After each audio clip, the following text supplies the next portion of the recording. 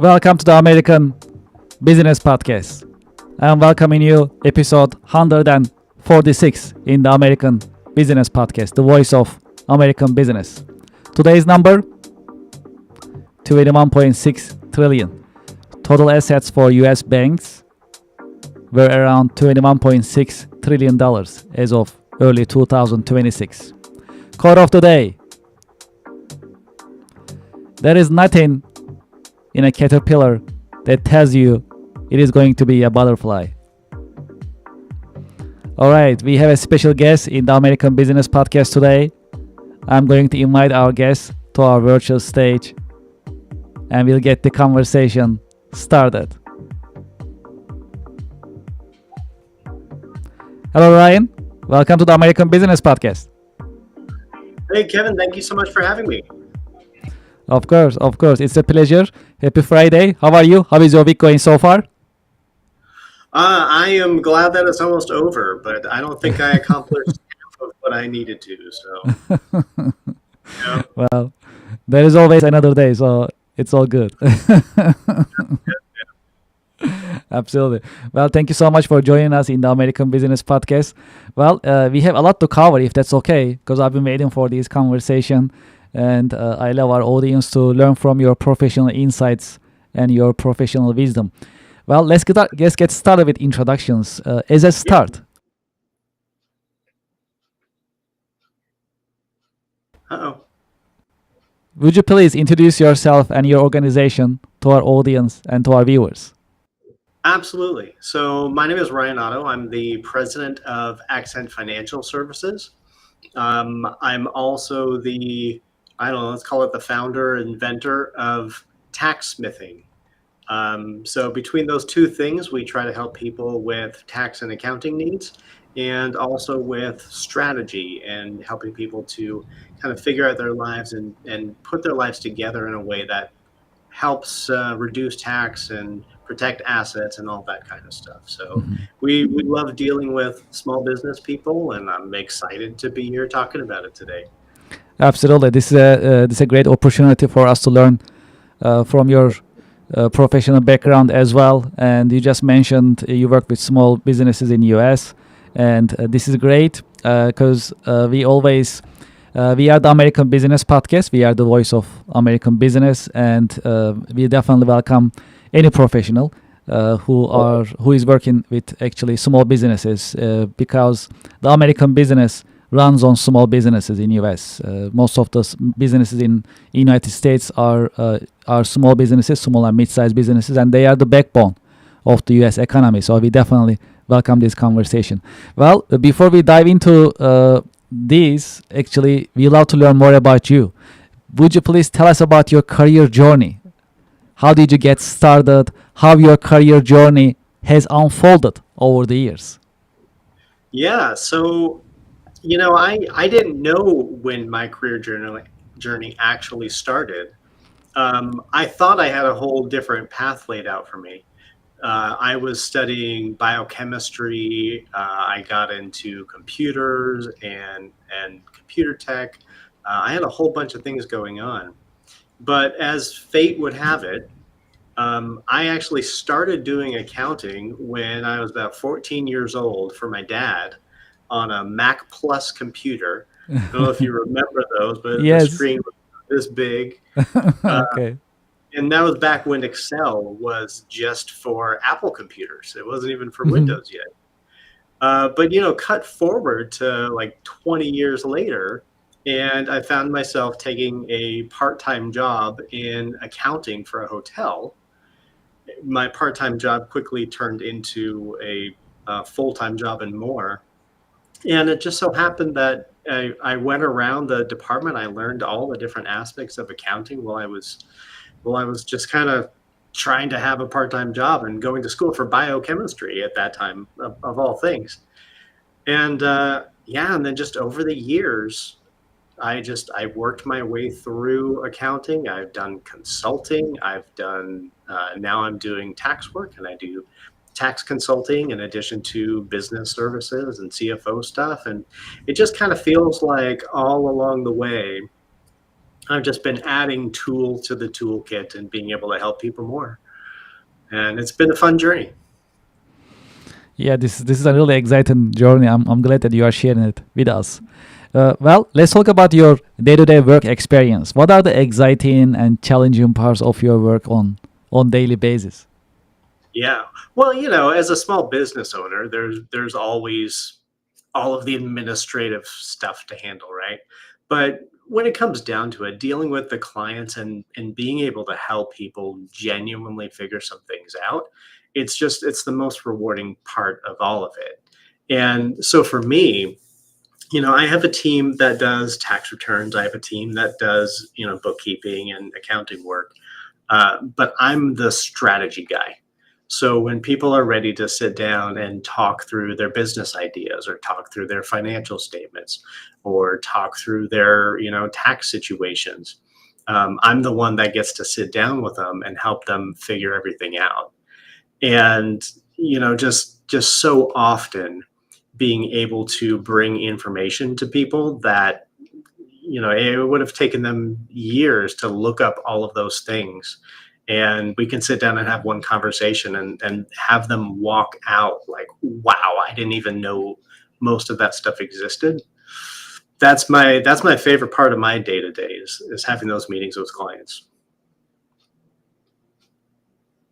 What is the secret of your success? What's weird is, so when I got into the accounting field, it was in hospitality. And to me, learning about hospitality as a business culture is just one of the most important things that people really need. And so for us, hospitality is one of our core values for the company. And the reason that it is when people are coming in and saying, "Hey, listen, I need help with my taxes. I am 3 years behind on doing this stuff. I don't know what I'm doing with my bookkeeping and I don't know how to make it work right. And I'm getting letters from the IRS and now I don't know what to do." There's a significant amount of worry, sometimes shame that goes along with those things. And so for us as a company, being able to have an environment where people can walk in and not be judged for those things and walk out feeling like, hey, I think I'm genuinely getting the help that I need to get. And having a spirit of hospitality in the company, I think it's a really big part of what makes all of that work.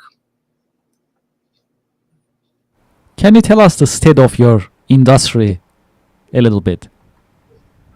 Yeah, well, so tax and accounting it's kind of rough right now. Um, a few years back, I saw some numbers, and I want to say it was like a 2019 to maybe 2022 study, and there was over 300,000 people who left the industry. And however that number sounds, it was something like 15 to 20% of the industry that basically hung up their shingles over that period of years. And it hasn't really recovered from that. I think in particular, when you look at who's in the industry, I believe it's something like 75% of CPAs are at retirement age. And the number of people that are coming into the industry it's down at least 20% versus prior years of people who are really interested in getting into tax and accounting spaces. And I follow a lot of message boards and Reddit and stuff like that too. And there's a lot of feelings about being in the industry and wanting to get out of the industry in particular, that it's tough to look at all of that and understand, like, well, no, we really do have an important part to play in people's businesses. It's just everybody is very disillusioned with it right now. And I think to a large degree, that's probably going to be increasing over the next several years with the onset of all of the new technology being thrown at us right now. So it's tough. I will say it's a tough industry right now. Hiring is tough. Yeah. Well, okay. Let's talk about something really popular in the American business podcast. Let's talk about AI. What is your take on AI, and how do you see the impact of AI on business nowadays? Yeah. What's crazy about AI, it's equal parts exciting and terrifying. And for me, that's one of the things that people are looking at right now. Like, well, do I really want to go into accounting right now? Because isn't ChatGPT just going to do it all for us in like a year? And that's a real concern, because AI is getting smarter and smarter, and certainly being able to throw things at it and get real information out is a very, very powerful tool.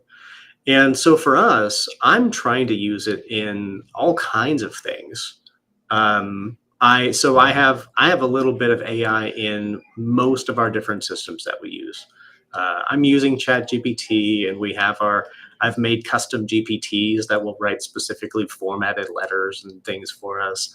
I've been using Claude, and I'm actually working on building an app for Claude for some of the stuff that we're doing. So I'm trying to use all these things. We have a voice AI receptionist, right? And anytime we're Yes. having a meeting and nobody can take a phone call, we turn on our AI receptionist, and she takes the calls and sends us an email and says, "Hey, so and so called." And so all of that is great. But the flip side of that is that how many people is it going to put out of work? And so I kind of look at where the tools are at right now, and I'm trying to imagine where the tools are going to be 2 years from now. And right now, I would say there's not that many people in danger of losing their jobs today, because you still have to know what you're asking AI to do, and that understanding at just kind of a base level, like, how do I word this question?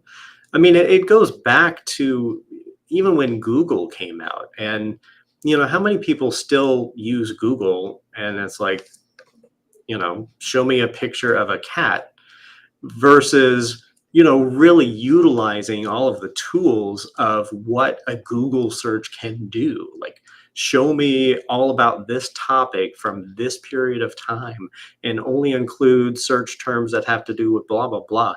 And so there's the basic Google user, and then there's the advanced Google user. And I think the same is true of AI. So people who can ask it, "Hey, what should I do with my taxes?"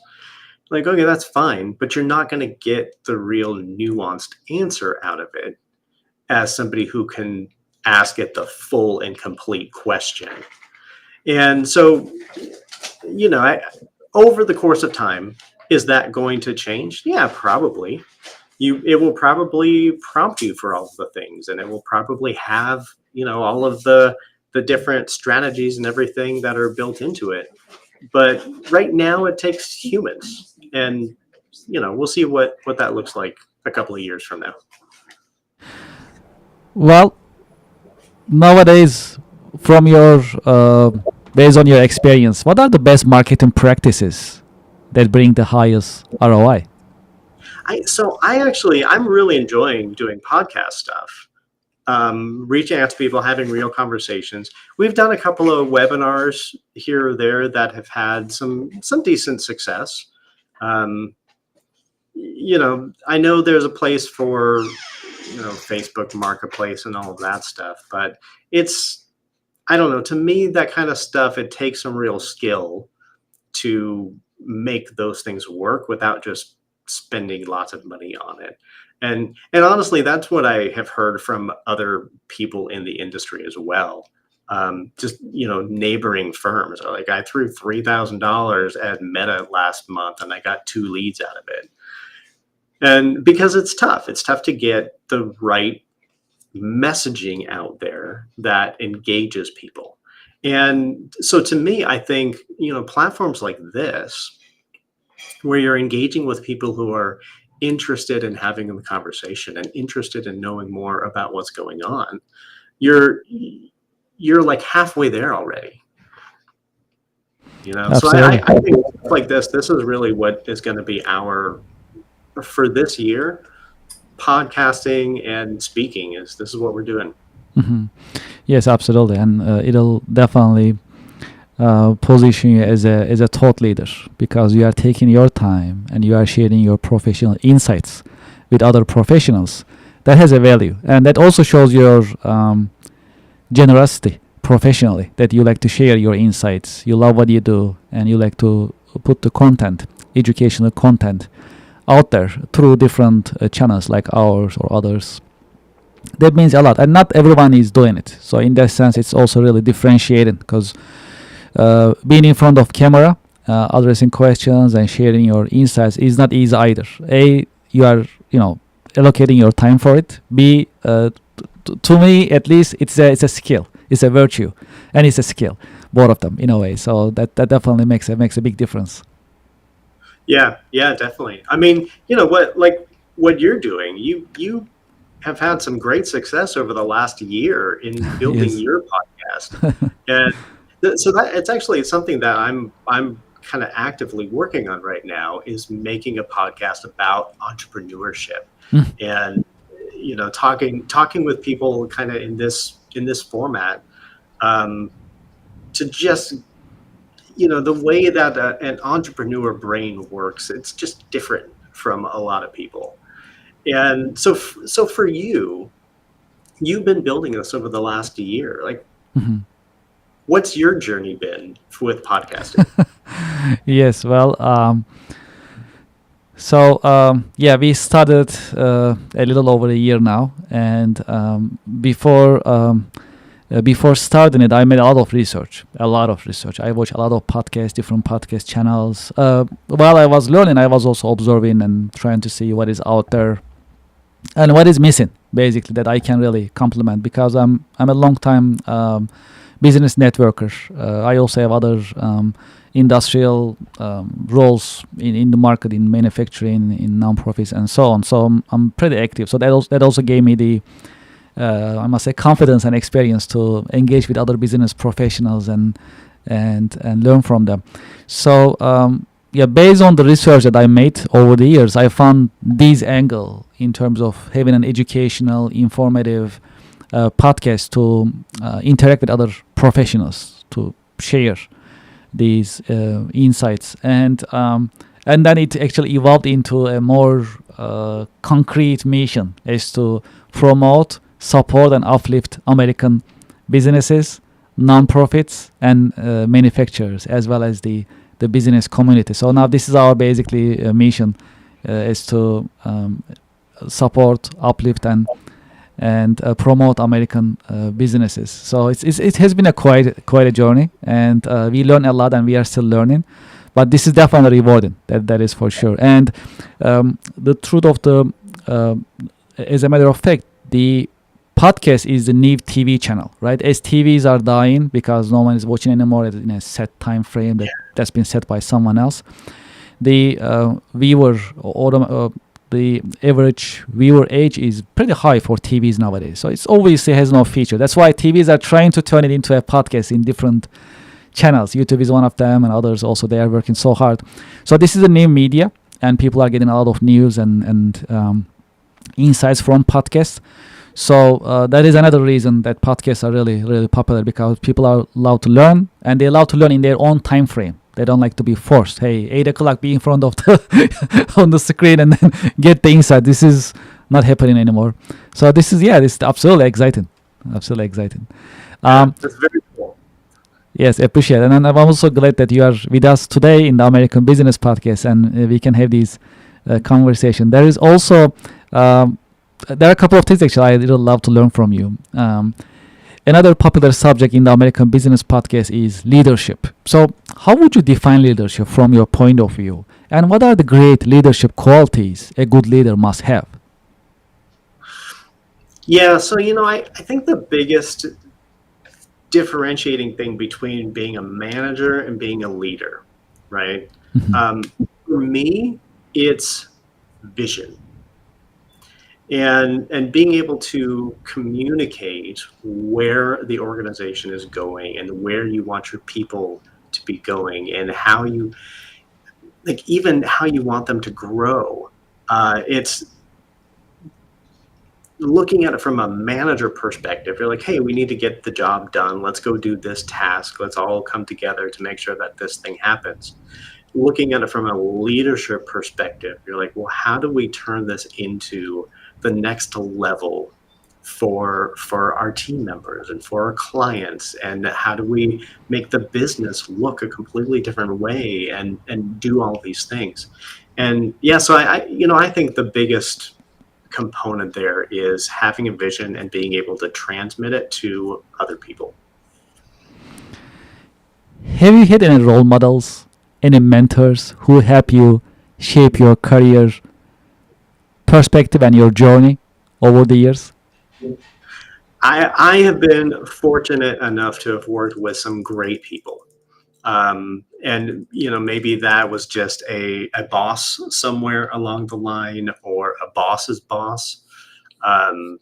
Yeah, I have, and particularly in hospitality, I would say, finding a good general manager who really takes people under his wing and teaches them, the ways of hospitality and business. Yeah, I have had some fantastic people in my life, I would say. If key career lessons, if there is one key career lesson that you learned the hard way, what would it be that you can share with us? Oh man, I think it's tough to know what your journey is going to be. And so all along the way, just don't forget to learn as much as you can, because you never know when that thing is going to end up being your thing. Like I remember when I first started work in an accounting department, it was at a hotel in Santa Barbara, uh, more than 25 years ago now. And my first day of work in an accounting department, I went through orientation, and then we had to transmit payroll. And I didn't know anything about payroll. I didn't know anything about accounting. I didn't know anything about hotels.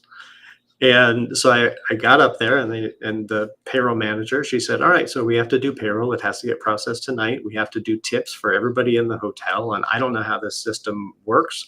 So figure it out and let's get going. And so my first day in accounting and hospitality was a 16-hour day. And it didn't slow down from there. But every step along the way, I learned something new and interesting. And I never imagined that learning how to do payroll, way back when, was going to be at all important in my future. But now here I am, we're helping people with these things. And one of the things that everybody gets stuck on is payroll. Like, I got that. That was one of the first things I learned. So don't discount anything that you're doing right now, because it may come back and help you later. We have a little tradition in the American Business Podcast. Now, I have a question for you that is coming from our previous guest. I'm going to ask you that question. And after you address it, I'll ask you to leave me a question in this episode, and I'll take that question and ask to our coming guest in the American Business Podcast. Okay. All right. So the question from our previous guest is, what is the one new idea that you are implementing in your business for growth? So right now, our big push is I've been working on how to develop funnels and lead magnets and all of these things. Like, I'm learning how to be a salesperson, which has never been me. I'm not a salesperson. I'm like a numbers techie person. But I'm learning how to be a salesperson. And one of the things that I kind of got involved in is, how do you build the right lead magnet for clients that you're trying to get? And we molded over a bunch of different ways, and we said, all right, well, the thing that people keep asking us in our strategy meetings is, how do I pay my kids? And so we talked about it, and we said, okay, well, paying your kids mechanically, there's a certain way to do it. So we put together a document that is designed to help people, which ends up that's now our lead magnet. So here's an entire document on here's how you pay your kids. But it's also turned into a new component of our tax strategy program. So we under tax smithing, we have a bunch of different pieces. And one of those pieces now is called the Capital Apprenticeship Program. And it's all about how to pay your kids, how to set them up for future success, how to do some financial education along the way. Um, and really kind of, it's something that is not really talked about in schools all that often. Growing up, maybe you had home ec as a kid. That was a long, long time ago, and nobody balances their checkbooks anymore. That's not a thing. But understanding how to invest and understanding, tax advantage accounts and all these different things that you should learn when you're young, or that parents who happen to be business owners can help their kids do. That's the big program that we're trying to do right now. Okay, so what question you would like to leave with me today for our coming guest? All right, so here's a good question. We talked about AI. So how are you going to use AI to double your productivity next year? Okay, perfect. I'll make sure to ask that question. I love the question, and I truly appreciate it. Okay, what is your career advice for the next generation professionals? Pay attention to what's going on in the world around us, because it is changing faster and faster than ever.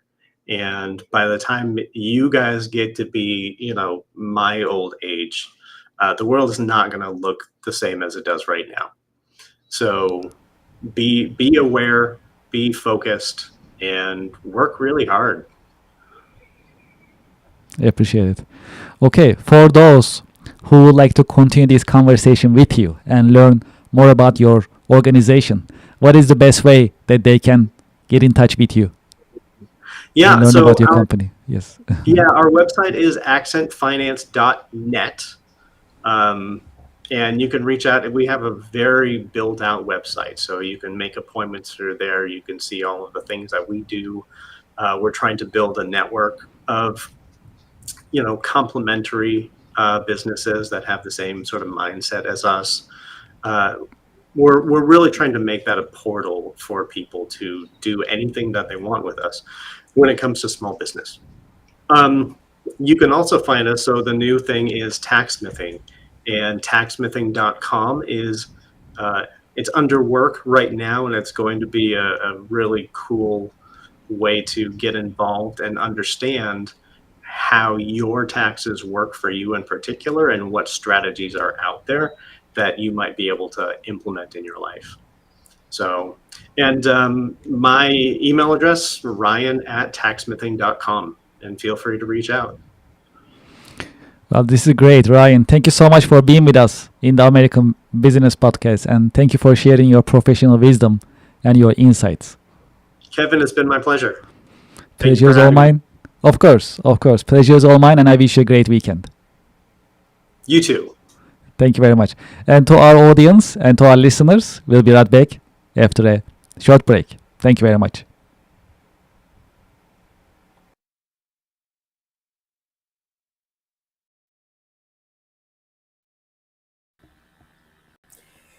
Welcome back to another episode of the International Leadership Podcast. My name is Joe Beauchamp.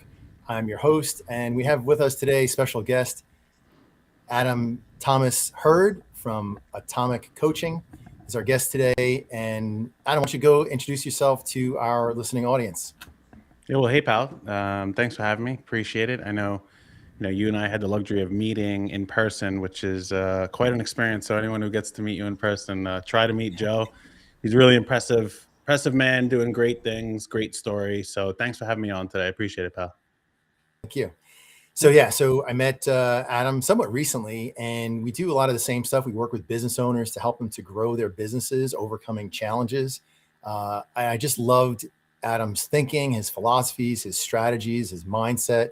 I follow him on social media, and I'm encouraged literally every single day when I watch your stuff. So definitely try to find Adam on, I'm sure you're on every platform, LinkedIn, Instagram, Facebook, I don't know, whatever else you're on. Yeah, follow his stuff. We're in for a great show today. I haven't seen it yet. We haven't done it yet. We're just starting off. So hopefully everybody will enjoy it. I'm sure it'll be brilliant and wonderful. So looking forward to it. Why don't you give us some information about, what kind of stuff does Atomic Coaching do right now?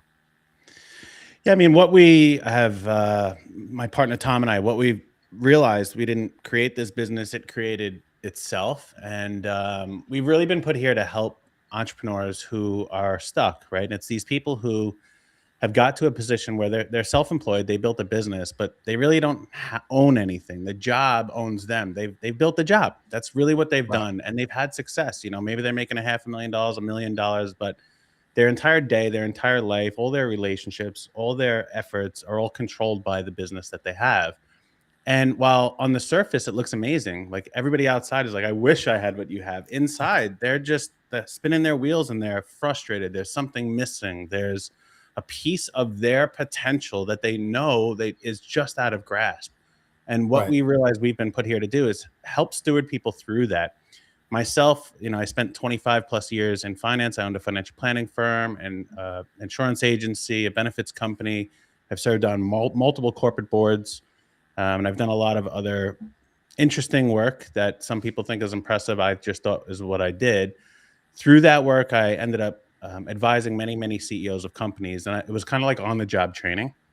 And my partner, Tom, he is a physician assistant, and he ended up matriculating or that's the wrong word, evolving into the C-suite of health insurance companies or health companies.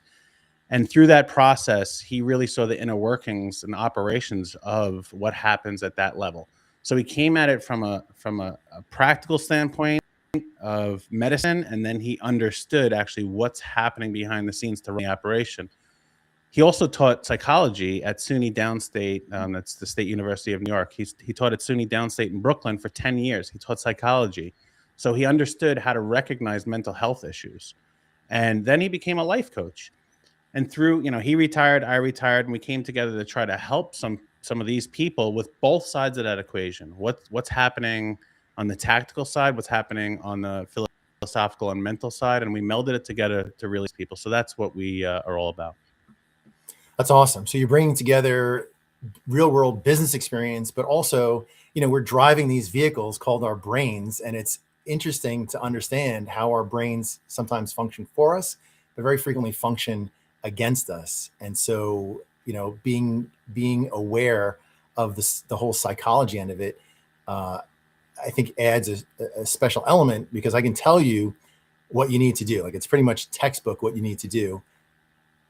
Textbook how to do it, but then we end up with like limiting beliefs and mindset things and issues that kind of block people from moving forward. I think that's where people get stuck, is in that mindset. I'm not aware of my limiting beliefs, or I'm not aware that I believe something that's actually counterproductive.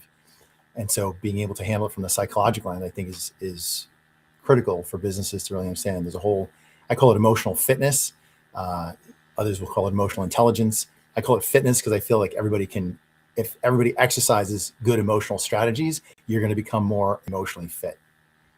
But that's the key. It's an exercise. It's a practice. When you're in business, you never reach the finish line, right? When you're in life, you never reach the finish line. We're constantly evolving. We're practicing. We're learning.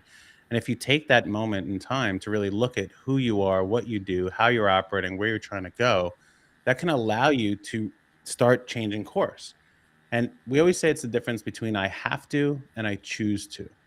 And if you really get to the point where I choose to, and then you do the hard work behind what changes you want to make in your life, in your mental state, in your relationships, in your business, that really allows you to have freedom. And that is the thing. It's a practice, that mental exercise that we do, and physical. Yeah. Instead of I have to, I choose to. That's awesome. Yeah, it's a simple mindset shift of anything that you're doing. If you can sit down in front of it and say, well, do I have to do this, or I'm choosing to do this? And even when you have to do something, you can choose how you do it. And when you start to lead your daily activities that way, you have this ease about you. So if you just look at that two little dichotomies there, if you can switch it to the other side, you'll feel more at peace. Yeah. I see that, a lot of times we make excuses, right? People in general make excuses. I think that, the economy, the, political atmosphere, the business atmosphere, the, legal stuff and, employees. And if I feel like everything else is out of my control, I feel like I'm in a prison. Like each of these things is like a bar in the prison. But when I understand that, each of those things isn't someone else or something that's out of my control, each of those is really me. And I have influence on every single piece of that. One of the things I like to tell people is, let's lose the mindset of control and replace it with influence.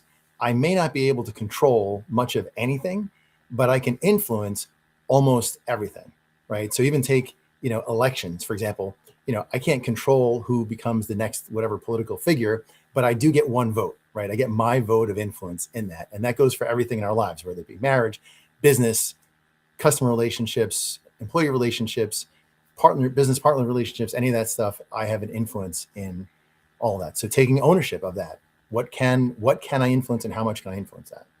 Yeah, and some people don't really give themselves the ability to see how much influence they have. So I'll use the political one. You said I have one vote. That's what I can do.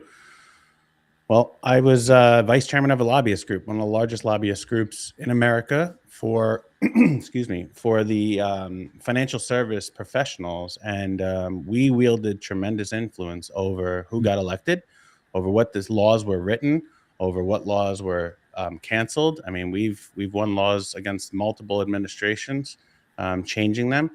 And what that is collectively, if you have other people that have the same vision as you and are going down that same direction, you actually can wield even more influence. Even though you're one person, you can influence others who can influence situations. And that's really what leadership is all about.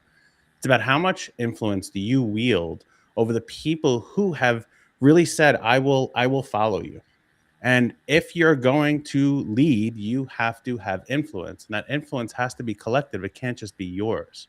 So Right. if that's what we talk about with masterminds that I do with a lot of people, is having a similar vision going down the field. This is what football teams do. They have the playbook. Everybody knows what they have to do and where they're going and what they're trying to accomplish. And that's really what leadership is about how well do you wield the influence that you have. That's awesome. So let's break this down because it's important for people to really get step by step, right? So as a leader, you're a leader if people are following you, right? Basically, if nobody's following you, you can think you're leading, but ultimately you're not. In order for people to follow you, people are generally going to want to know where you're going, and they're going to want to they have to want to go there also, right? So they're going to see your vision. You mentioned vision. So for you as a leader to have some kind of vision, hey, the world looks like this. This is a better picture of the world in the future as we accomplish our mission. And then other people are going to say, yes, I can see that same vision. I kind of want to go there myself. And then the piece that we need to make sure that we add into the puzzle is, in order for somebody to follow me into that vision, they need to trust me that I'm the best way to get them there, right? And so this goes for your clients, this goes for employees, anybody that you have influence over. They have to say, hey, you know what? If I follow Adam's going to get me there better than I can get myself there, or better than Joe can get me there, for example, right? So, and then they're going to follow you because you're the best choice at getting them to that destination. Right. Yeah. I mean, that's, it's a very strange power that you have, and you can lose it in an instant and you can gain it in an instant. What's really more important about it is consistently holding it and using it for the best of your ability.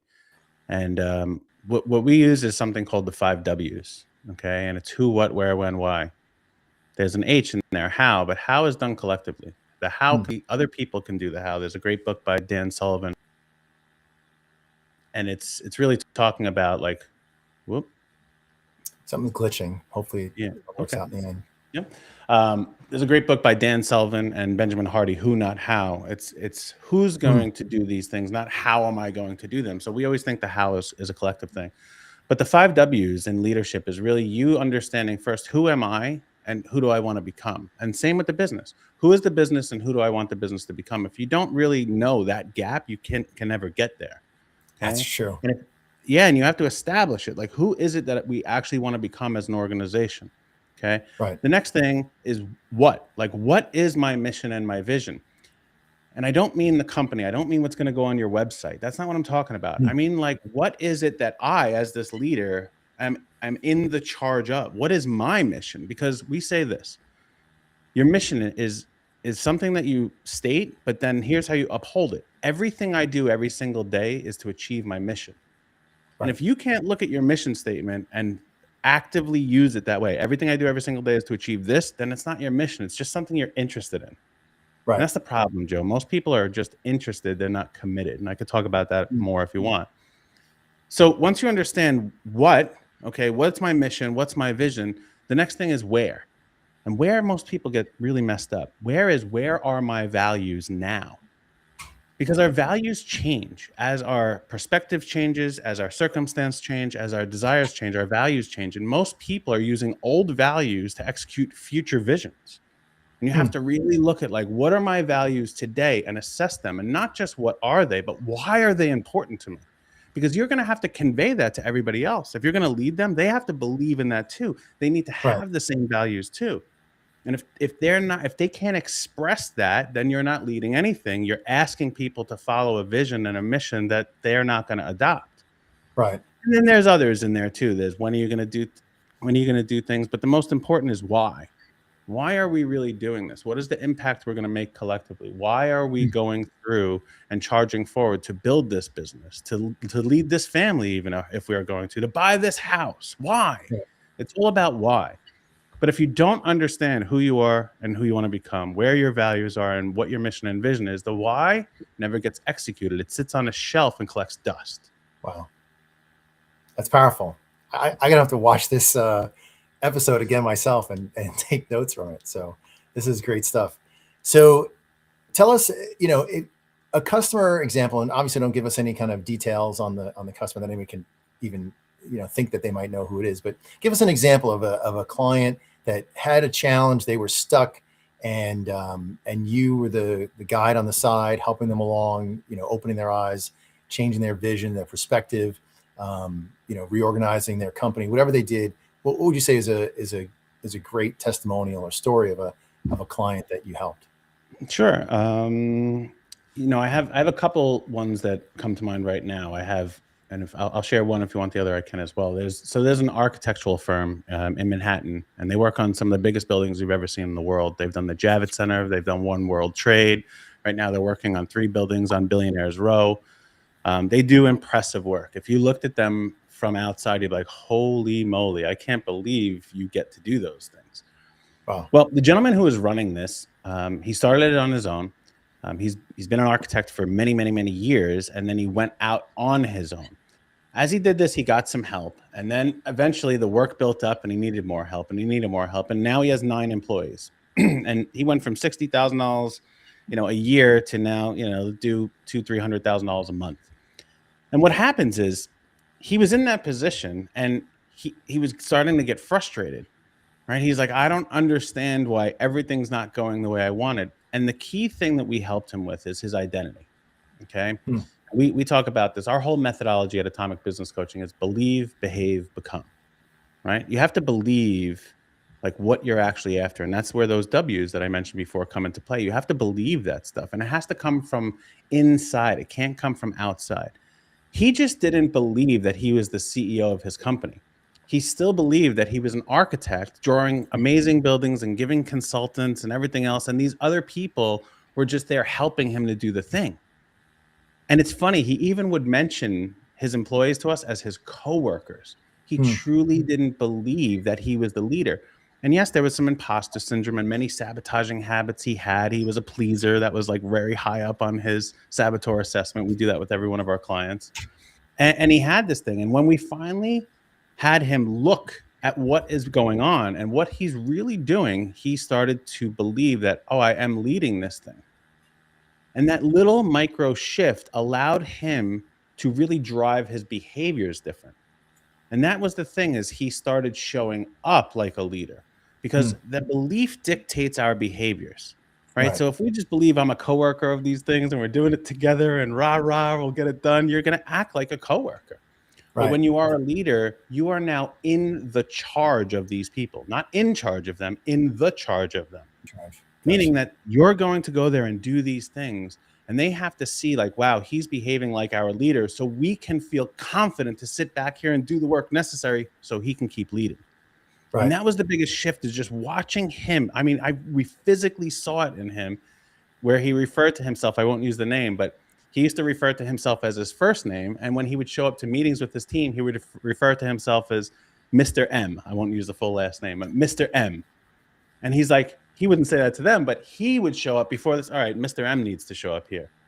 And he was like, okay. And it wasn't a stern, oh, I'm their boss. And it was like, no, I have to lead these people right now. And all it meant was, absolutely.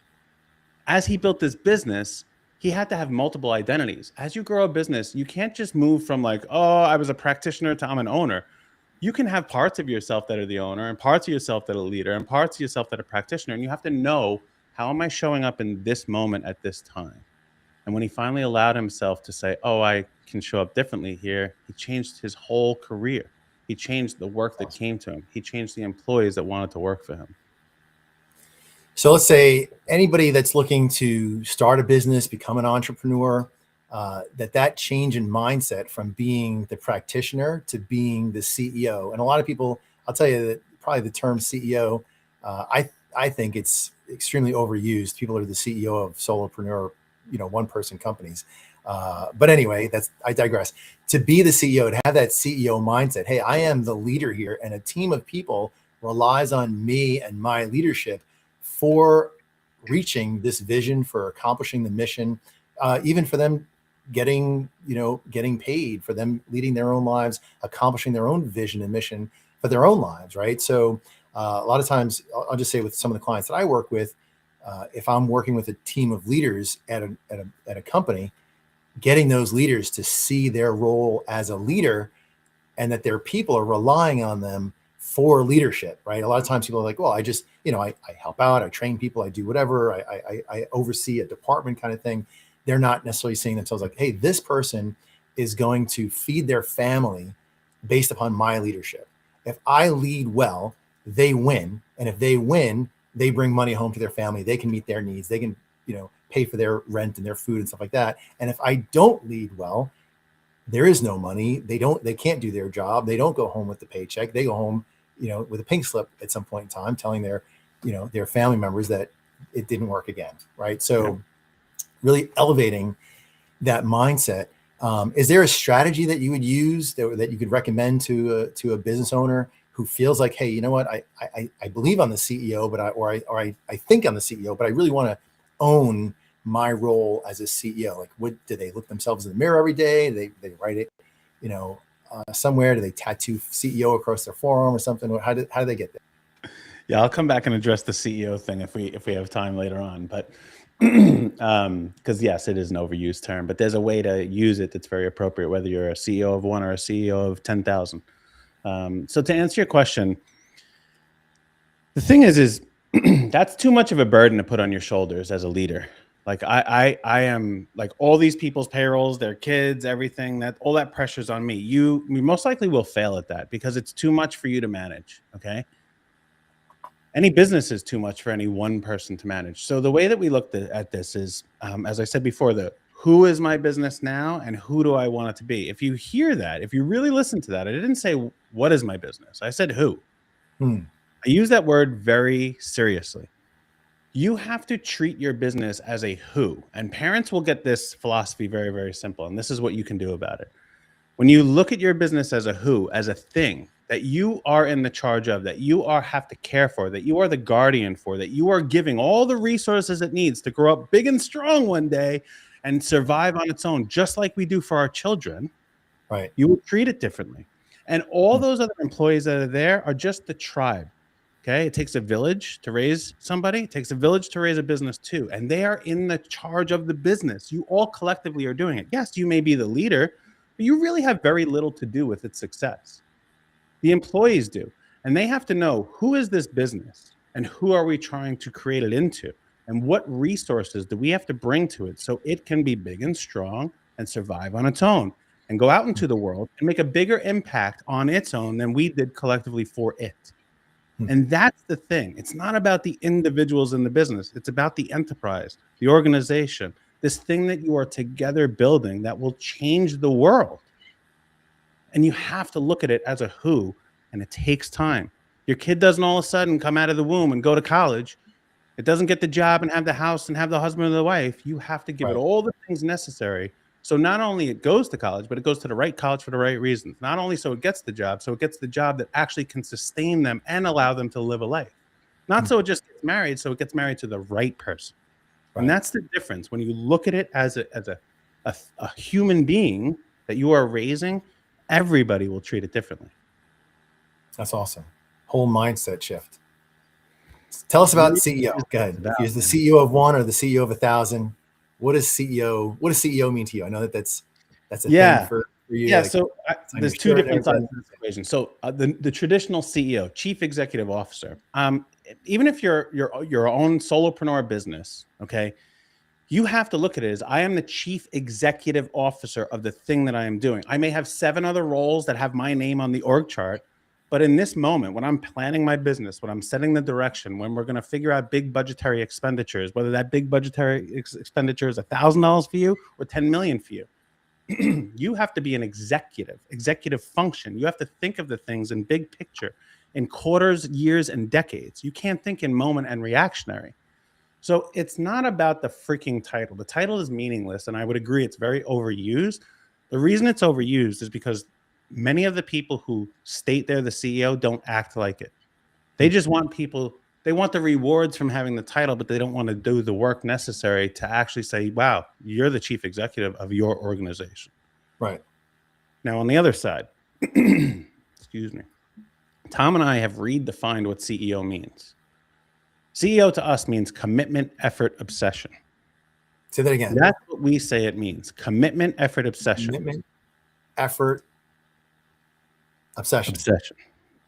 It's awesome. We even have a whole effort, obsession. It's really whole line of clothing.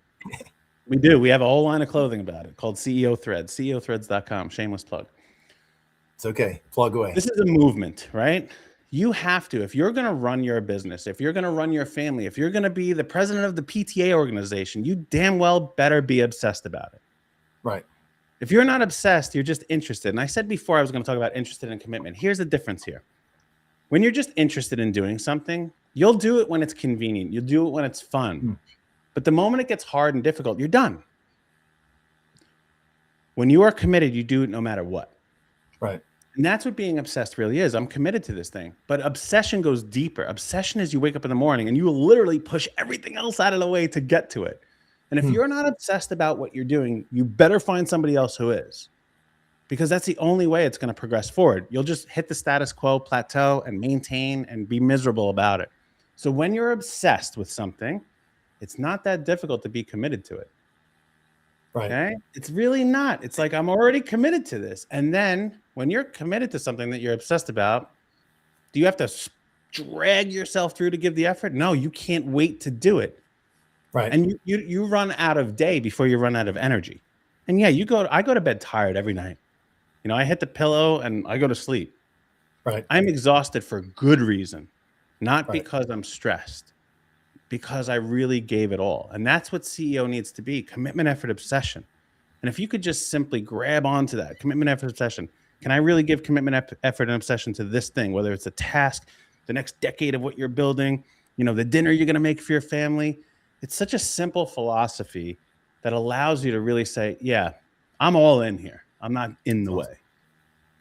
Now let's talk about more about that obsession versus, you know, passion. I usually say ownership, but I think I like obsession even better. And honestly, anybody who's successful in anything, there's a level of obsession there.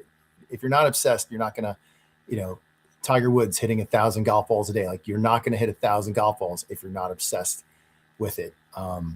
So, you know, to the degree of ownership, I would say that ownership is when you, like, when we're parents of kids, you know, going back to your analogy with parenting in the business, when I found out that my wife, now my ex-wife, was pregnant with our first child, I remember the shock of that being like, wow, I need to transform myself into a better version of myself because I am the dad of a child. I need to step up my entire existence to fulfill that role. I need to transform. I can't just own it. I need to be next level. 100% of who I am now doesn't fit. It's not good enough for me parenting this child. I need to increase my capacity to become a new version, a recreated version of myself, better, stronger, whatever, to own my role as a dad. And I think as we have that obsession, as we have that ownership, that passion towards, I would say, our why, our purpose, our higher, like why we're here on this earth to make a difference. That's really where that, that ownership and that obsession comes in. What are kind of things, like I actually have a client right now who one of the employees says, Joe, listen, I do it, but I'm really not, I want to care more. I want to be more passionate about it. I'll go through the steps, but the passion isn't really there.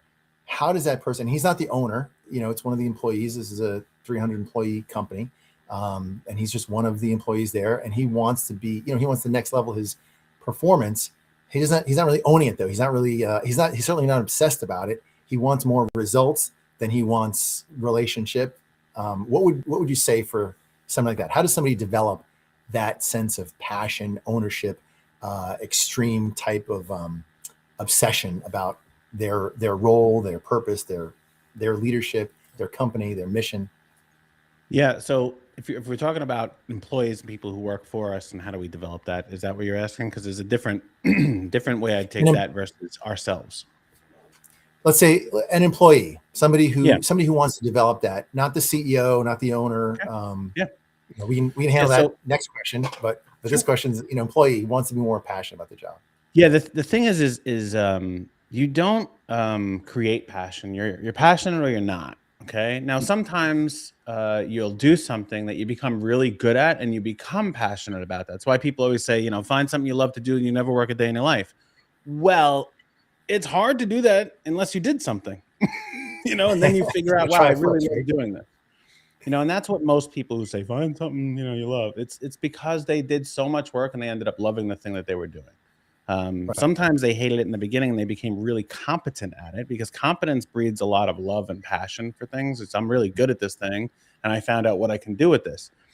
But every single person has something that they are passionate about. And with employees or anybody that works for us in any way, shape, or form, even if it's a vendor, there are things that they are passionate about that you can then find a through line to the work that they do to achieve that passion. They may be passionate about showing up to their kids' basketball games. Like, I'm just passionate about being, the AAU coach and my son doing this thing. And you can build their whole purpose inside of the business so they could do more of that. And it could be performance driven. Like, hey, man, if we can get you to do these, I can carve out extra hours, or I could do this. Or you may be a super disciplined owner and say, no, 9 to 5, you punch the clock. That's what I need. And I need available 7 to 9 on emails. Great. Well, you can build it so they have a driving effort to go towards getting what they really want out of this thing, because they don't want your business to grow. They want their job. They want the paycheck. They want promotions, bonuses, pay increases, and some kind of stability. But if you can show them through this, you can help me create that and get what you want. That is a game changer. And I learned this from one of my mentors, Frank Scalisi, is he always sat with people and like, I know you're here to do this thing and make this money, but what do you want out of your life? What do you want out of these things? And how can I help you get that through this machine that I've built? Right. And it empowers them to participate in their own success using the vehicle of your company's success to do it. That's awesome. So, when I'm working with clients, I would say that one of the things that I ask leaders to do is to get to know their employees, get to know the members of their team, right? Know their why. And this is really, I think, in alignment with what you're saying. If I know that this is the person's mission that they're on, and if I could say, hey, listen, for a period of time, your mission and my mission are in alignment. Let's ride this together. I'm going to help you accomplish your mission. You're going to help us accomplish our mission, because for a period of time, they're in alignment. They're parallel, right? At some point in time, you might, veer off and you're going to continue on your mission. I continue on my mission, and that's fine. We're going to we're going to part ways then as friends. That's no problem. We might come back together, and who knows? But for this period of time, we're in alignment. And that goes to like what you're saying. Your passion might be going to your kid's soccer game or going to your kid's basketball game or or art or history or some other thing, saving, pets in a foreign country, which people do. So this job right now is a vehicle for you to do that other passion. And so while we're here, we're going to be in alignment so that I'm going to give you that freedom, flexibility, finances, whatever, to run this other passion thing in your life. And for this period of time, we're in alignment. And that kind of, that why builds identity and builds ownership, I think, of the employee to the company, and making them to see, okay, wow, this is not just a job. This is part of me accomplishing my life mission. Well, and it allows a leader to do what they're actually supposed to do. And this is the mistake most owners of companies make, is they think their employees work for them, but you work for your employees. That's a great point. Your entire job is to give them everything that they need to be successful. And if you're not giving them that, if you don't know their purpose, their passion, maybe they just want to make a ton of money so they can buy a Lamborghini, and you may not value that as well, but they do.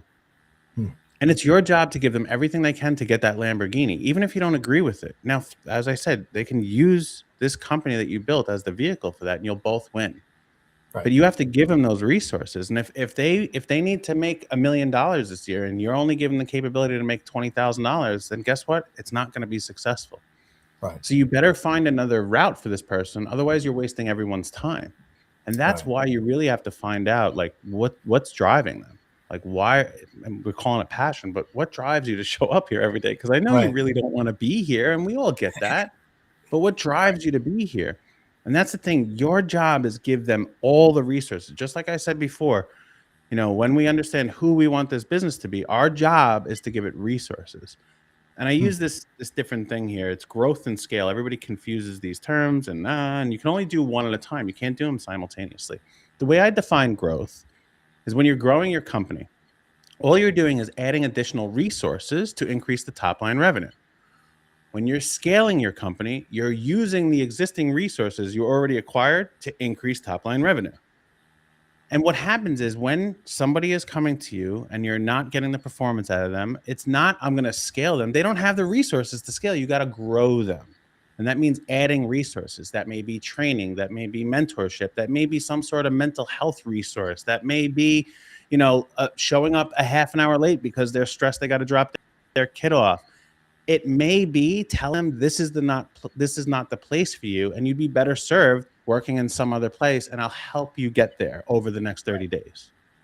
But it's really, that is your job. It's giving them the resources so the company, yes, can be successful, but they can as well. That's awesome. That's great. If you could, let's just say that, the American Business Podcast has about 150,000 subscribers to the YouTube channel. So some subset of those are going to be watching this episode. If you're talking to business owners worldwide, what message would you really like to get across to them? And this is going to be, this podcast is, I think we're in over 50 countries right now. So if you were to talk to business owners, business leaders, or just the general population that tunes in, what's the message that you would like to take them and help them to see? I'm going to elevate. I'm going to take a step up. I'm going to start this right now. I'm going to think a little differently, do a little differently. What's that message? You might have heard me say this before, but business is simple. It's just not easy. And this is a philosophy that has helped me, and I have helped thousands of people change their lives. I literally have everything I have for my family, my life, the work I get to do every single day because of that philosophy. Business is simple. It's just not easy. What we have to realize as business owners is that it's never, ever, ever going to be easy. Everything we do is going to be hard. I don't care how competent you are, how long you've done it, how much money you put at it. It's going to be hard. And that is the commitment that we've made. I'm willing to do the hard. Nobody else says, I'm going to do it. That's why you're not an employee. That's why you've created a company. But if you complicate it, if you don't make it simple, if you make it simple, it's executable. If you make it complicated, it becomes impossible. What we have to do as business owners is make every work as simple as possible. And why? Because us humans as smart as we think we are, we're not. We're not really that smart. And when we have to start connecting dots to do the hard work, we give up. We get frustrated. We start to question ourselves. But when we make it very, very simple, there's nothing left to do but the work. There's no questions. There's no thoughts. There's nothing left to do. Now, you can have 1,000 things you're doing as long as they're all simple. But add that complexity in, and I'm telling you, within 18 months, you'll be out of business. Wow. And about more than 50% of businesses are going to go out of business in 5 years from startup. So, we know that, and so overcomplicate. Go ahead. And the thing is, because they're not willing to do the hard work, so they make things complicated, thinking they're shortcuts, and then it goes out of business. That's all it is, Joe. It's thinking there's a shortcut. Just go into this knowing it's all hard. It's going to be hard. Simplified. That's it. The shortcuts don't ever work. Look, 25 plus years in business. Every time I tried a shortcut, it didn't work out. And I failed more than I've succeeded. Yeah. That's part of the process. Like, learning is just iterating on past failures. That's all it really is. Right. So it's like, okay, I've had to learn a lot, and yeah, but that's what it takes. It's hard. It's hard to get back up, dust yourself off, and be like, I'm going to try it again. And every time I've simplified it, I was able to continue it consistently. Yeah, that's great.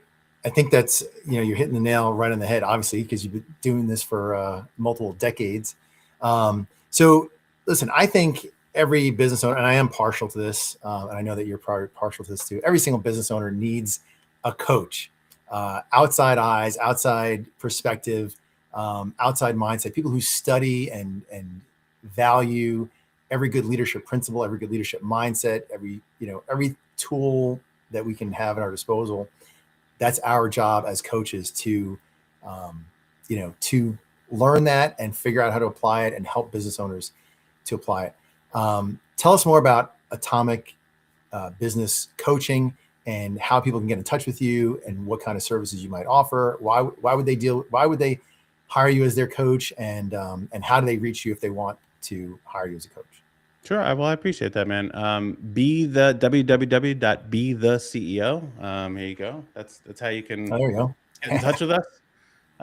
Or Atomic Business Coaching. Yeah. Adam Thomas Hurd on LinkedIn. I'm on every platform, as you mentioned before, but that's the only one you'll get me. Every place else, it's somebody else like doing work behind the scenes. So if you really want to talk to me directly, send me a DM there. Nobody but me responds. So if it takes me a while, give me a chance. But I will verify. I reached out to you and you answered back. It's me. Yeah, but you're high on my list. You're starred on my LinkedIn. So I follow up with you, pal. See, you're important. So, yeah, I mean, look, who do we help? It's as I expressed before, it's these people that there's this thing living inside of them that they know there's more. They just don't understand why. They don't understand what they've had success, but they know there's more in them.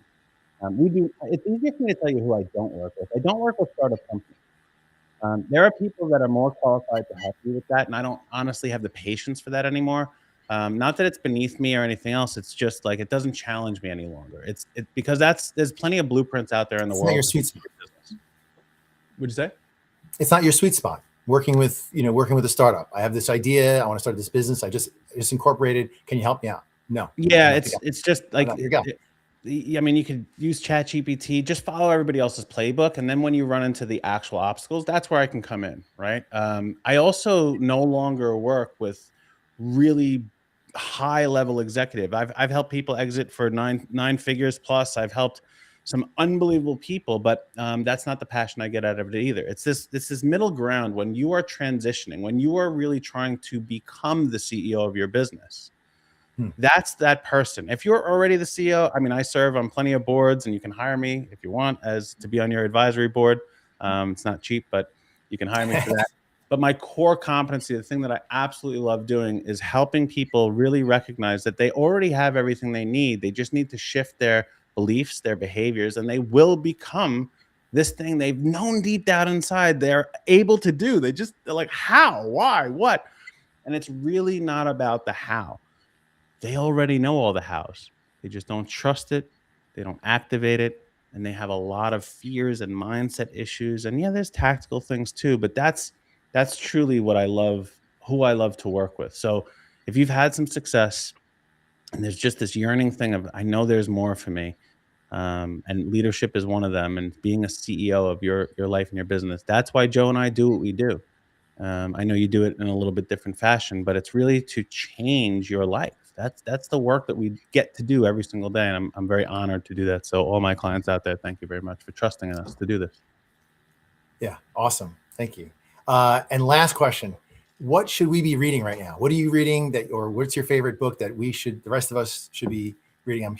If I could get everyone addicted to listening to audiobooks and personal self-development and growth and reading books and going to seminars and listening to this podcast and other podcasts, and that continuous self-development, that would be a great accomplishment for me in my life. So what's a book that you recommend, or what should I read, listen to?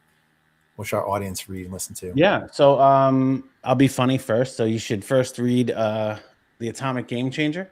That's one of my books. I've authored multiple books, but The Atomic Game Changer, it's about the 9 principles that we all need to embrace to have success. I don't care, again, if you're the PTA mom, you want to be the CEO of your company, or you're going to do that startup, there's these 9 principles. And yes, we have an audiobook for that on Amazon. It's just Atomic Game Changer. Audiobook, Kindle for really, really cheap, hardcover.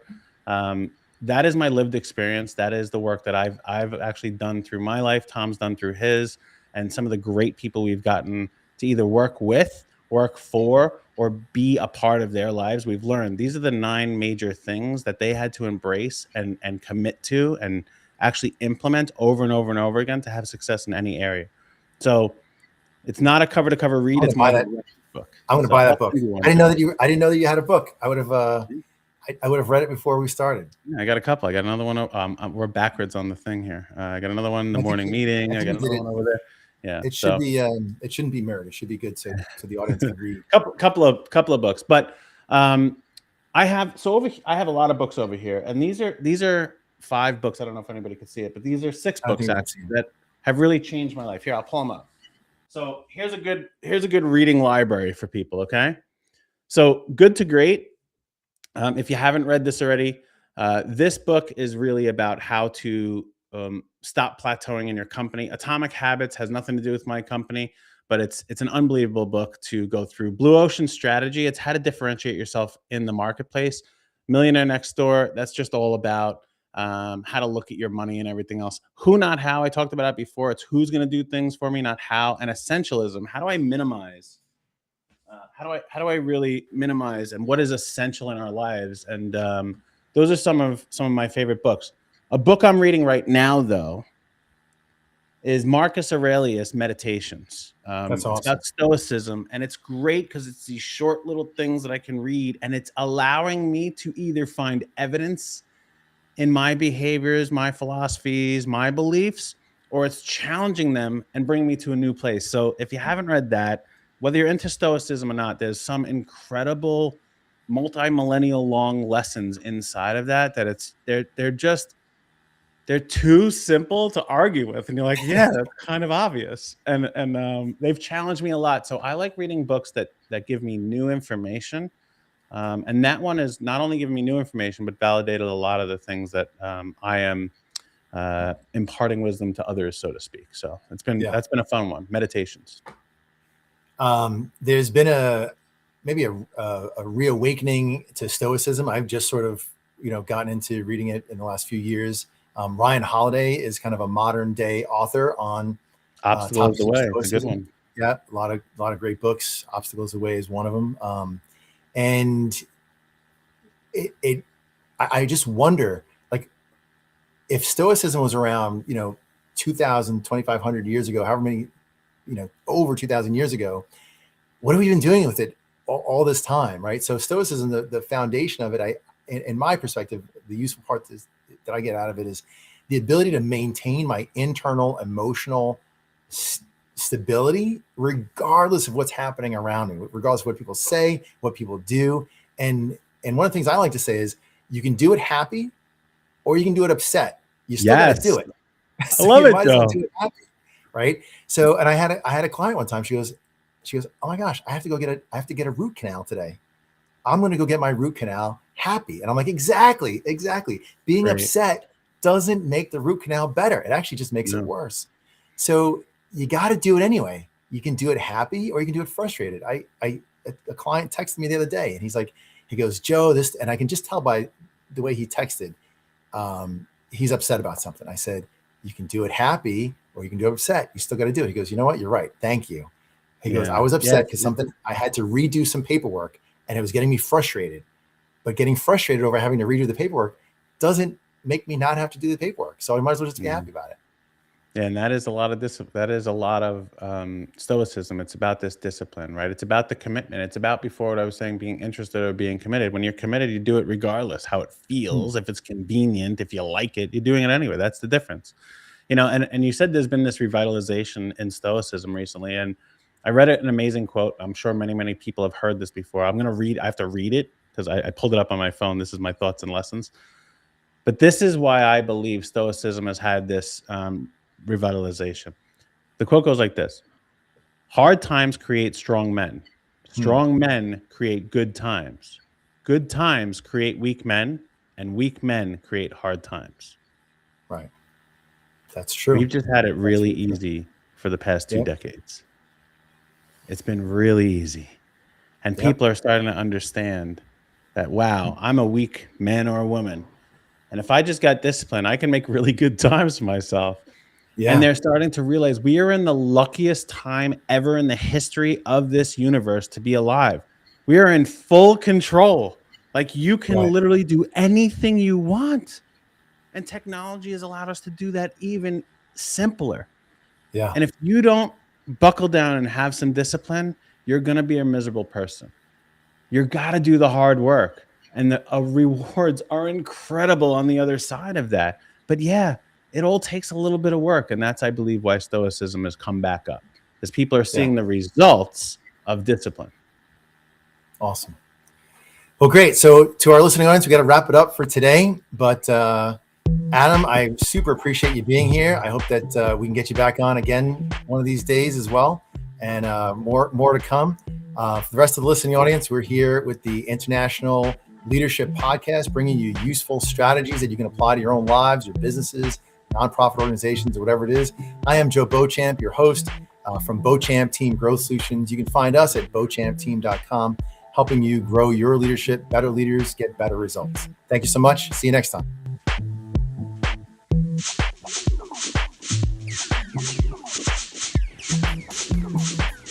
Would you like to listen to music during your work time? We are here to help.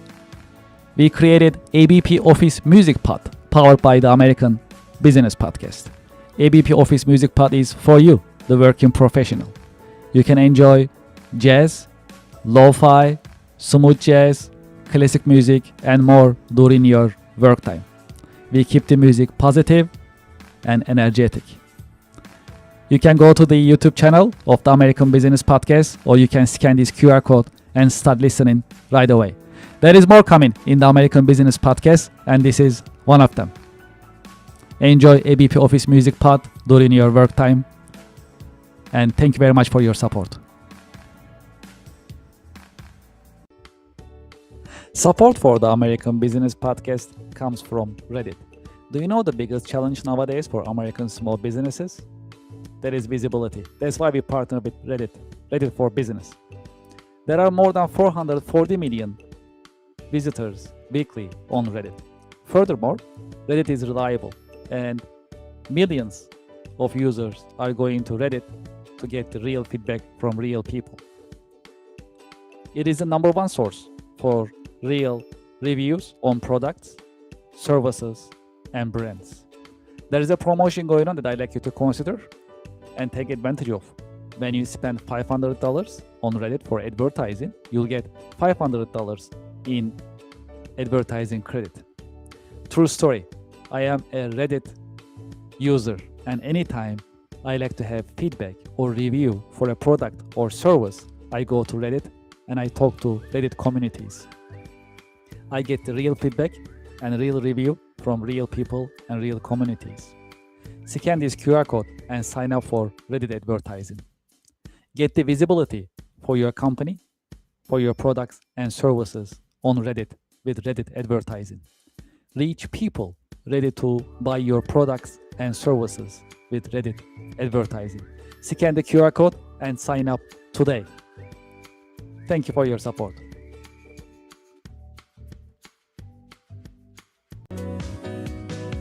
Support for the American Business Podcast comes from Anywhere Apps by Kerr Consulting, now Cherry Baker. Anywhere Apps are designed to help you digitize and automate your business processes. Anywhere Apps are family of business software products. There are more than 40 products available for business process digitization and automation. Anywhere's apps are easy to use, they are standalone, and they are also ready to integrate with your ERP and accounting software systems. Today, I'd like to promote APS Anywhere, which is part of Anywhere Apps software product portfolio. APS Anywhere, designed for manufacturing companies. Whether you are a process manufacturing company, food and beverage, chemical, and more, or a discrete manufacturing company, automotive, aerospace, electronics, and more. APS stands for Advanced Planning and Scheduling. APS Anywhere is ready to streamline, digitize, and automate your production planning process. As you know, in manufacturing, production planning is not easy. There are always some bottlenecks and challenges. You need to put together your resources, 3M, man, machine, and material. APS Anywhere designed to streamline this process and automate it for you. It is a modern system. It runs on cloud. It also has deployment options for installation on your server or your private cloud environment. The system is scalable. It comes with unlimited number of production planning scenarios, meaning before you execute, you can see the financial implications and timing of your production planning on APS Anywhere. APS Anywhere comes with a very colorful and easy-to-use Gantt chart so that you can see your production planning on a colorful and easy-to-operate Gantt chart before you finalize your production planning purposes. The system is also integratable. It is ready to integrate your ERP system, MRP system, and other systems whenever there is a need. It is designed for manufacturing companies by manufacturing experts. It also comes with ready-made reports if you like to utilize. Furthermore, on APS Anywhere, you can also use demand forecasting function, meaning based on your past manufacturing and sales figures, the system can predict what will be your demand in the future. This will help you manage your supply chain in a more productive manner. I have the QR code on the screen. You can scan the QR code and you can learn more about APS Anywhere as well as Anywhere App software system in general. There is more. I have a direct line for you. You can send me a direct email, kevin@kerrconsulting.com. kevin@kerrconsulting.com, and I'll be happy to hear from you about Anywhere Apps, APS Anywhere, or any Anywhere Apps that is offered by Anywhere Apps by Kerr Consulting, now Cherry Baker. Thank you for your support. Support for the American Business Podcast comes from Otter AI. Otter is the AI note taker that builds your knowledge and powers your workflow with transcription, automated summaries, AI chat, and more. Get your AI-powered assistant for meeting notes, tasks, and more. Scan the QR code on the screen and sign up today. Otter AI is the latest note taker that you can utilize, and you can set your meetings, you can take your notes, and you can also set up your follow-up actions automatically with the help of the Otter AI. Scan the QR code and sign up today. Thank you for your support. Support for the American Business Podcast comes from DocuSign. If you are signing vendor contracts and customer contracts very often, just like I do on daily basis, consider DocuSign. DocuSign is the latest modern digital and electronic signature software system. Furthermore, you can manage your vendor contracts, customer contracts, NDAs, and any other commercial contracts on DocuSign digitally with no need of local installation and no need of keeping your documents on your laptop or your mobile device. Furthermore, with the latest technology of DocuSign, it has intelligent agreement management. It recognizes your repeated documents and creates contracts automatically and makes things easier for you. Do you know how many users are there for the DocuSign system? More than 1 billion users. There are many companies using DocuSign and trust DocuSign for electronic and digital signature. True story. I also use DocuSign on daily basis and it works smoothly. Highly recommended. You see the QR code on the screen. When you scan the QR code, you fill up the form to start your free trial and join the DocuSign user community. Enjoy your DocuSign experience, and I hope you sign up today. I have the QR code on the screen. Thank you very much, and enjoy the experience. Support for the American Business Podcast comes from Gemini, Gemini Trust. Gemini makes crypto simple. Find, trade, and buy over 70 different coins, including Bitcoin and Solana, on the best cryptocurrency platform. Gemini Trust. Start trading crypto here. I have the QR code on the screen. You can scan the QR code and start signing up today. Because they have a great customer service, you can reach out to them and get assistance 24/7. Scan the QR code and start trading crypto on Gemini. Thank you for your support. Support for the American Business Podcast comes from Wizen. At the American Business Podcast, we always talk about continuous improvement and professional development. That is why we partner with Wizen, trust the nation's largest network for tutoring. Wizen helps you find the tutor that you need in many different subjects: chemistry, computer, foreign languages, geometry, English, music, physics, reading, SAT, science, and many more. I have the QR code on the screen that you can sign up and start searching for tutors and enjoy the learning experience and continuous improvement as we always talk about in the American Business Podcast. Scan the QR code and sign up for Wizen today. Thank you very much. Support for the American Business Podcast comes from Rosetta Stone. Rosetta Stone is bringing you foreign languages. Learn from the experts, choose your plan to get started, sign up today. New Year is coming, and if your New Year resolution is learning a foreign language, Rosetta Stone is the choice for you.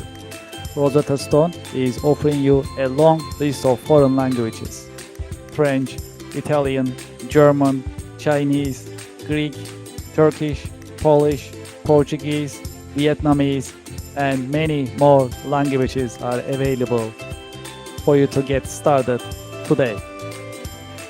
Scan the QR code on the screen and sign up for Rosetta Stone and enjoy the learning experience of foreign language. Thank you very much. Support for the American Business Podcast comes from Anywhere Apps by Kirk Consulting, now Cherry Beckert. Anywhere Apps are business software systems, and they are designed to digitize and automate your business processes.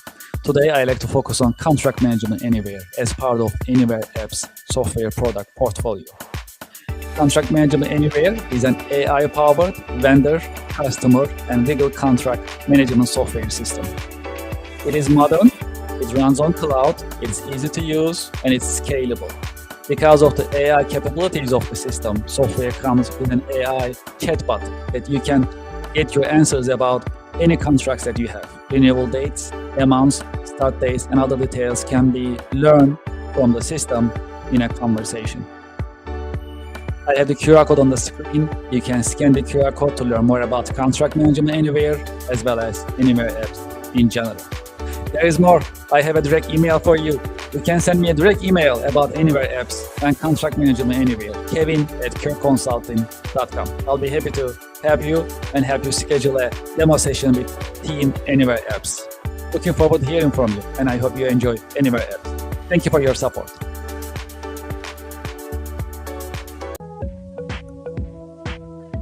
Support for the American Business Podcast comes from Norton, advanced tech for advanced threats. Sign up today. Norton offers you different packages to completely save, and secure your data and your devices. Each Norton package comes with antivirus, malware, ransomware, and hacking protection capabilities. In addition, there is VPN, private internet connection, dark web monitoring, and parental control capabilities in each package. There is a promotion going on right now. I have the QR code on the screen. You can get up to 60% discount if you sign up right now for one of the packages. There are packages of Deluxe, Standard, Plus, and Select. Depends on the number of devices that you like to connect, as well as the features that you like to utilize when you are using Norton. I have the QR code on the screen. When you scan the QR code, you'll see the different packages and options available for you. Scan the QR code, go to the page that you like to sign up, pick the package that you like to use, and sign up today. True story. I am also using Norton on a daily basis, and I know all of my devices are secure every single day thanks to Norton. Scan the QR code on the screen and start using Norton today and save your devices and your data in a safe and secure manner with the help of Norton. Thank you very much. I enjoyed the experience.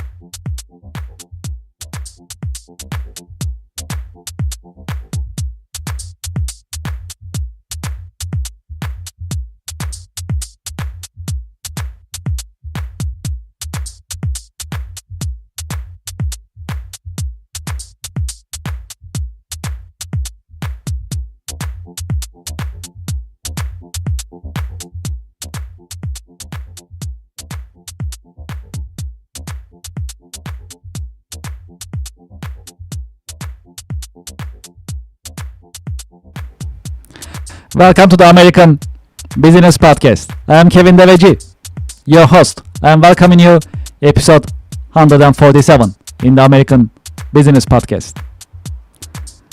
Today's number, $292 billion. This is the US exports. $292 billion in November 2025. Quote of the day. As you know, we have a great partnership with missionstatements.com. If you can't explain it simply, you don't understand it well enough. That was the quote of the day. Great. Well, I have a special guest today in the American Business Podcast. I'm going to invite our guest to our virtual stage and we'll get the conversation started. Hello, Farooq. Welcome to the American Business Podcast. Yeah, hey, Kevin. Thank you for having me. I really appreciate being here in your podcast. And Of course. yeah, welcome to all of you that are listening. Thank you very much. Thank you for being with us. And where are you connecting from for our audience to know? I'm from Germany, actually. And yeah, I'm here a business mentor. And I think, yeah, you will ask some further questions about that. Yes, I have a little guest here as well. It's a little cat in front Oh, of wow. me. Look at that. Yeah, that's beautiful. Okay. Yeah, it's already very connected to what my business is. So I'm working and being with animals. Yes. And Yes. so from Germany, it's we have already night, so it's a bit Yes. dark here in my background. Yeah, you already finished the week in terms of work days, and we are coming to the end of the work time. But you know, I'm glad that the time difference worked out well, and you had a chance to join us today in the American Business Podcast. Thank you very much. Why don't we get started? As a start, would you please introduce yourself and your organization to our viewers and to our listeners? Yeah, I'm really happy to do so. I'm Thank a you. social pedagogue actually, and a Gestalt therapist, and I am the founder of the Touched by Horses Institute. So I'm working already 25 years with horses and animals. I'm an holistic business mentor, especially for women that want to bring their heartfelt business with animals into the world. And yeah, I'm a leader of a farm as well. So it's called Weidenhof, the Center of Consciousness and Mindfulness with Humans and Animals. And I'm as well a board member of a non-profit association. It's called Pferde bewegen Menschen, which means horses move people. And yeah, we have a lot of social projects. We are working with refugees, for example, intercultural projects. We have permaculture here, renewable energies, ecological buildings. So there's a lot to learn here at the farm. We had, yeah, over 600 helpers here, like from all over the world via Workaway and yeah, woofing. You may heard about that. So we are a social association, a company. So it's a farm. So it's a synergy from all these different aspects that come together. And we have 20 animals living here, actually: horses, sheep, goats, cats, and rabbits, and a lot of mice actually too. And yeah, it's Okay. really beautiful at the moment because springtime is coming, and yeah, we're starting to living outside again, and it's really, really beautiful. It's a beautiful spot. It's in the middle of nature, and I'm really blessed to have such a beautiful work environment. And yeah, I'm inviting people to this place, and I'm working international actually online as well. Mhm. And yeah, my vision and my mission is really to bring the awareness that animals are our teachers of presence, and that they have a lot to give and to teach us in these times especially.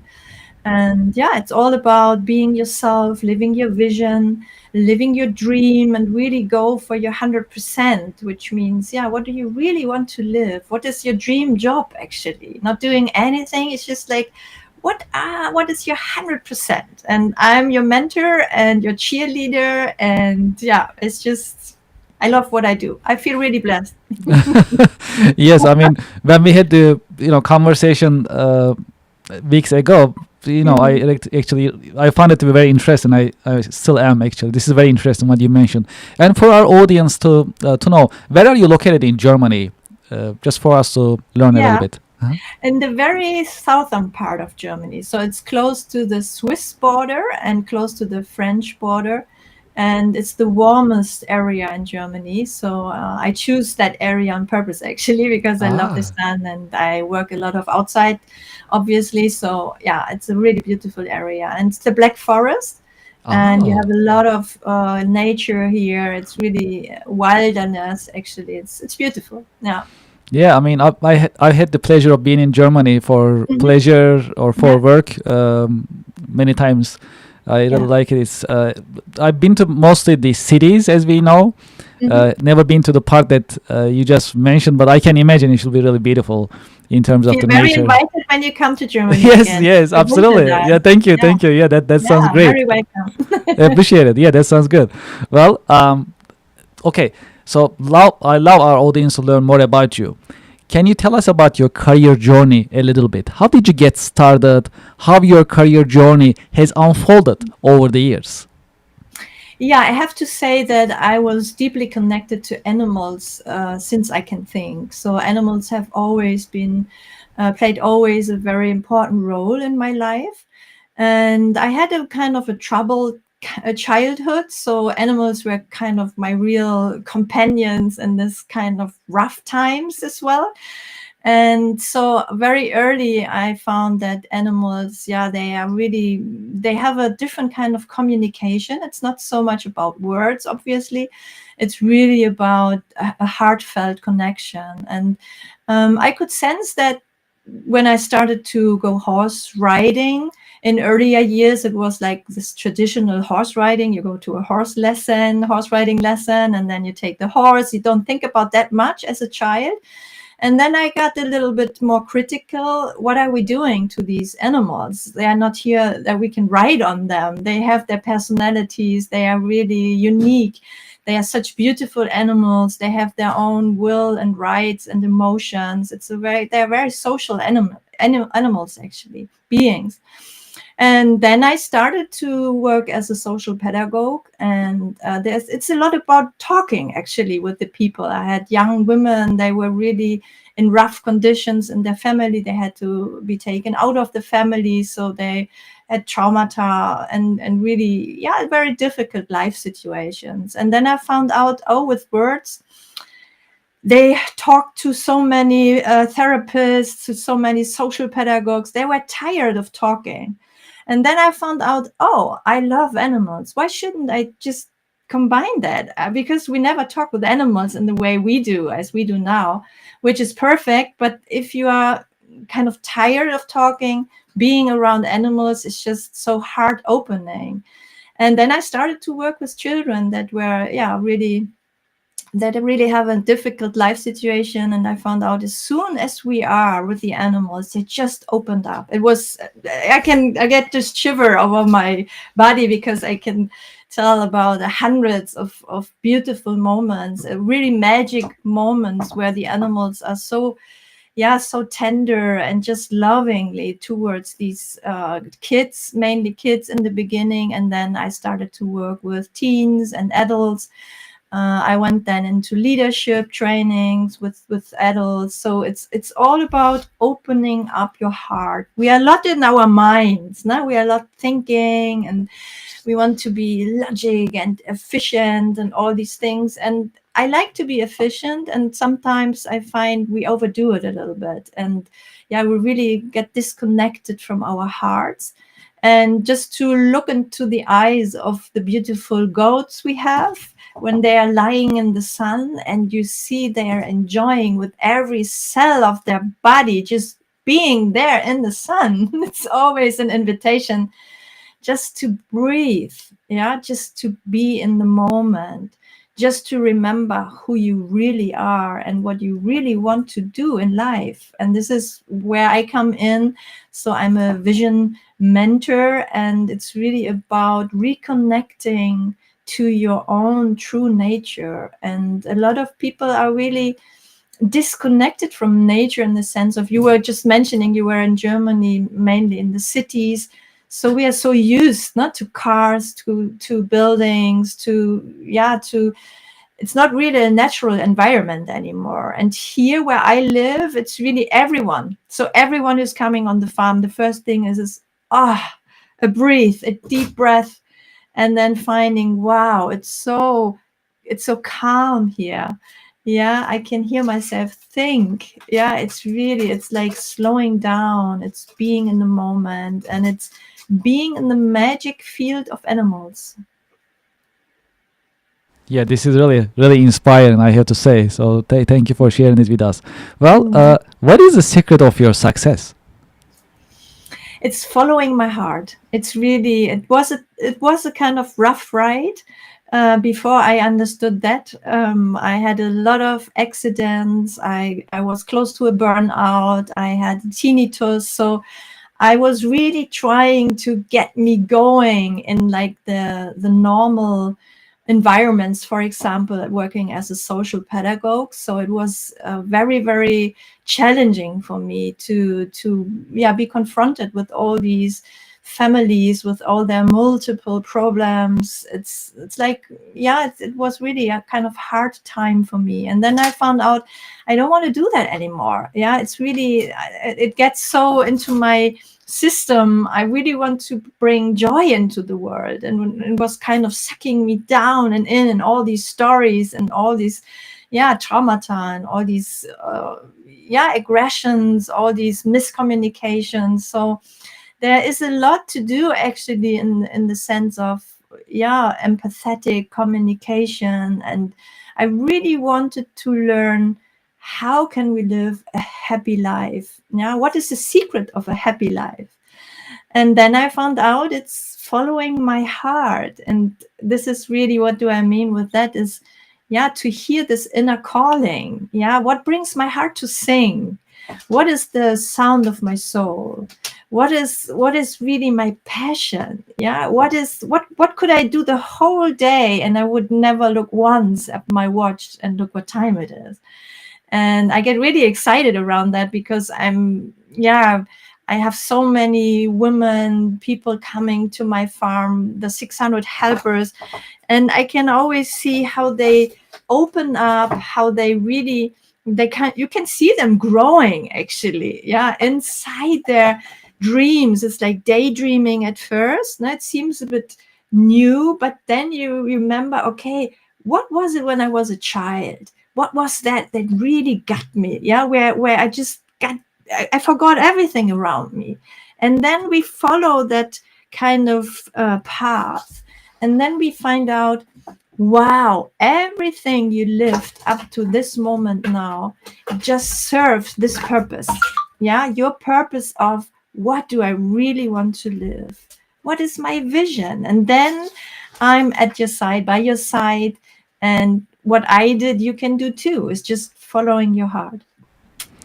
Have you had any role models, any mentors who help you shape your career journey over the years? Absolutely. I have 20 of them living with me. So Okay. I mean that's serious. It's really the horses were really my absolutely mentors. I learned so much because you can't fake when you are around animals. They sense immediately your true energy, your frequency, and they teach me so much because they were so honest to me. When we talking with each other, we often are just polite. No, we don't really say what we think most of the time. And with animals, especially horses, as they are so big, yeah, you can't fool them. It's really they are just in this majestic being, and you can't just take them and bring them from A to B, obviously, as like you could do with a cat or a dog. So you really learn leadership with them. You really learn to be authentic. You learn to focus. You learn to look in advance. What do I really want to do? Because the horse wouldn't follow you if you're not clear, authentic, and really have leadership qualities. And it's a rough school actually I went through. Yeah, it was painful from time to time because if a horse is communicating in a horse language, sometimes this is a bit physical. So I learned the lessons, and after 50 years now with horses, it's really, I would say they are the masters. Yeah. That's amazing. Okay, well, key career lesson. If there is one key career lesson that you learned the hard way that you can share with us, what would it be?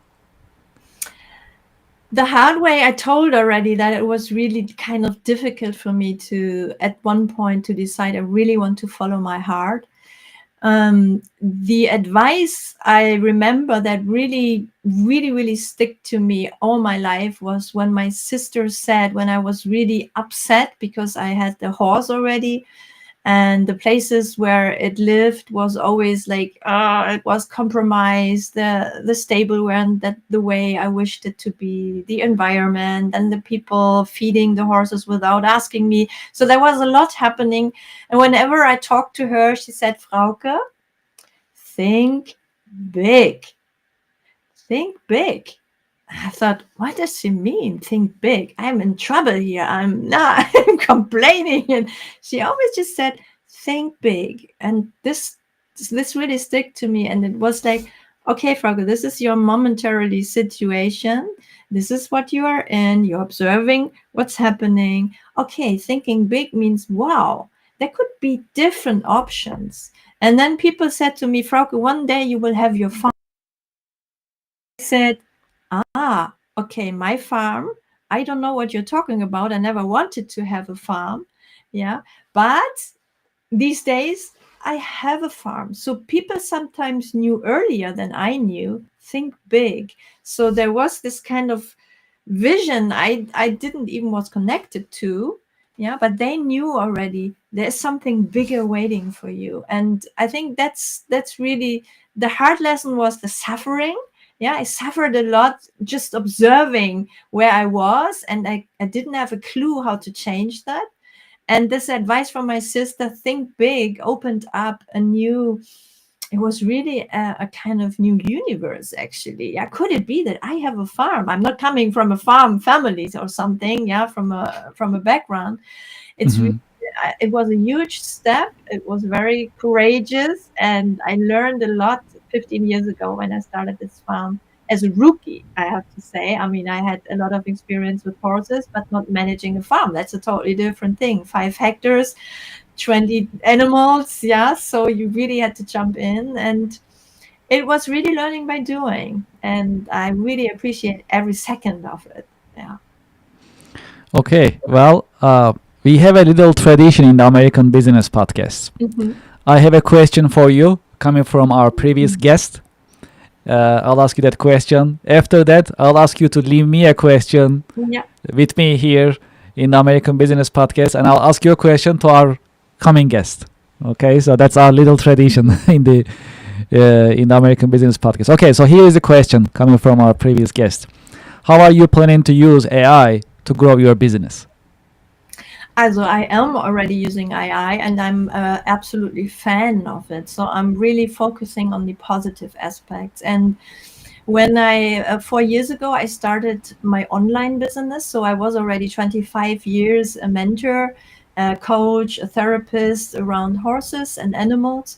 But 4 years ago, I started to really go online, like social media. And then, of course, ChatGPT, Claude, and all these things appeared.